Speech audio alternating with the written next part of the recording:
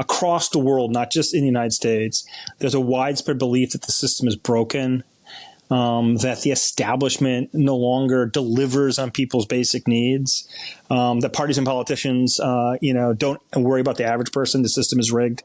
In the wake of Democrats' electoral defeat in 2024, the party is now spending millions of dollars to figure out why they're losing young men. According to data compiled by the Associated Press, in the 2020 election, President Joe Biden won men 18 to 44 by 7 percentage points. Just 4 years later, President Donald Trump won the group by 8 percentage points. And that's where the 20 million Speaking with American Men project comes in. SAM's co-founder gave an exclusive look at some of their findings to Politico this week. Democrats are seen as weak, whereas Republicans are seen as strong. Young men also spoke of being invisible to the Democratic coalition. And so you've got this weak problem, and then you've got this I don't think they care about me problem. And I think the combination is kind of a killer. And that sentiment isn't just taking hold here in the United States.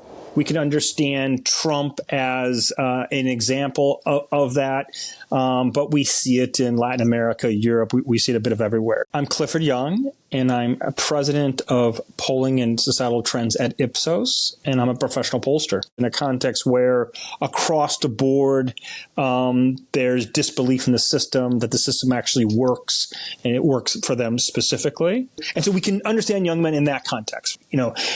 Governments are no longer delivering, or people feel like they're not delivering, that they're not telling the truth. The powers that be, no longer, as I said before, are working for them. So that's kind of the broad context, and that affects everyone, not just young men. Young says that feeling is what has pushed some younger millennial men and Gen Z men to conservative movements globally.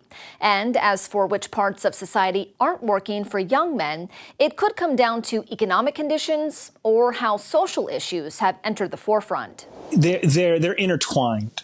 And so saying that the system is broken could mean to some people that the economic opportunities are not there. But to other people, it could mean the America that once was no longer is. It doesn't look the same.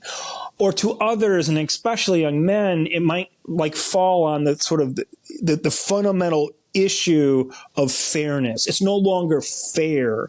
America isn't like it was. It was fair at one point. According to a March 2025 Ipsos poll, 56% of millennial men and 57% of Gen Z men globally believe promoting women's equality has gone so far that it's discriminating against men. The same poll found 57% of millennial men and 60% of Gen Z men believe they're being asked to do too much to support gender equality. A subset of men feel that they're on the wrong side of the culture war debates, right, when it comes to Democrats, that they're the ones that are being disadvantaged, that the rules that are being implemented, the decisions that are being made in the corporate world and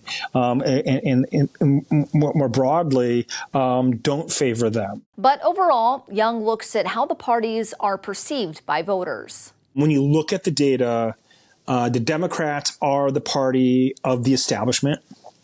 The attitudes are much more rule-based, more establishment-based than the Republican Party. And the Republican Party has become the party of the anti-establishment. Even as the SAM project studies young men, Young says the search for answers in the wake of electoral defeat is a common practice.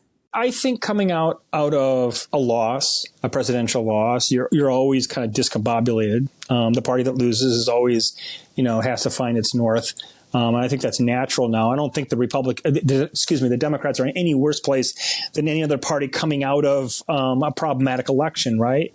And they can walk and chew gum at the same time. They can focus on multiple things. So they should probably focus on women and some very specific sort of issues there. Both parties have just over 500 days to prepare for the 2026 midterm elections, where control of the House and Senate will be at stake. For Straight Arrow News, I'm Lauren Keenan. If you want more on this story, download the Straight Arrow News app or visit SAN.com.